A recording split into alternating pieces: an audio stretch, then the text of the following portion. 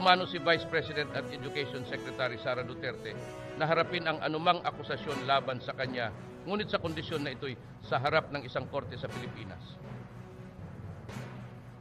Tugon ito ni Duterte sa sinabi ni dating Senador Antonio Trillanes IV na dapat umano nakasama siya sa mga iniimbestigahan ng International Criminal Court or ICC kaugnay sa madugong giyera kontra droga dahil inaprubahan umano nito ang patuloy na tukhang operations noong panahon na siya ang alkalde ng Davao City. Naglabas ng pahayag sa kanyang social media page si Duterte nitong Martes, Enero 23, kung saan sinabi na kahit minsan ay hindi na iugnay ang kanyang pangalan sa umano'y Davao Death Squad or DDS.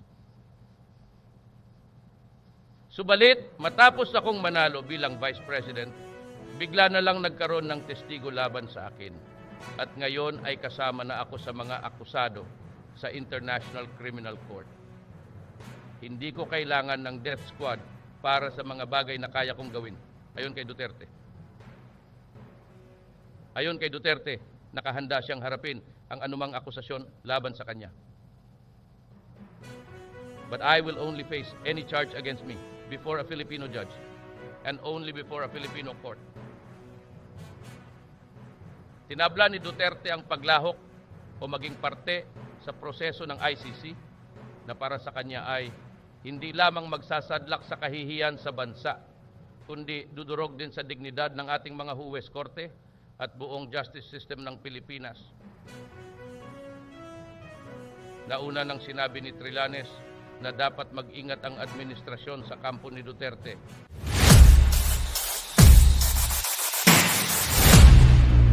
Nagkaisang nilagdaan ng 24 na senador sa pangunguna ni Senate President Juan Miguel Zubiri ang isang manifesto na kanilang isinapubliko nitong Martes, Enero 23, na mariing tumututol sa People's Initiative bilang paraan ng Charter Change or CHA-CHA. Binasa ni Zubiri ang manifesto sa plenaryo bago magpatuloy ang sesyon ng Senado nitong Martes. Today, the Senate once again stands as the country's last bastion of democracy, as it rejects this brazen attempt to violate the Constitution, the country and our people, sabi sa manifesto. This Senate of the people will not allow itself to be silenced. Bagamat kinikilala ng mga senador ang karapatan ng taumbayan para amiyandahan ng konstitusyon, nanindigan ng Senado na kailangang bantayan ang anumang masama at pataksil na hakbang para baguhin ang saligang batas sa pamamagitan ng magpakunwaring People's Initiative. While it seems simple, the goal is apparent: to make it easier to revise the Constitution by eliminating the Senate from the equation, sabi sa manifesto. Malinaw umano ang pakay nito na isulong ang pagbabago sa mga nilalaman ng buong konstitusyon.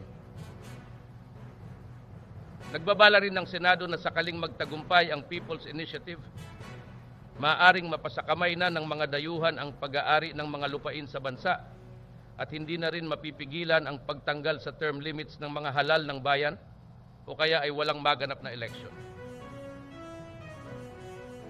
With this change, the Senate is left powerless to stop even the most radical proposals. We cannot protect our lands from foreign ownership. We cannot stop the removal of term limits or a no-election scenario in 2025 or worse in 2028, babala pa ng Senado.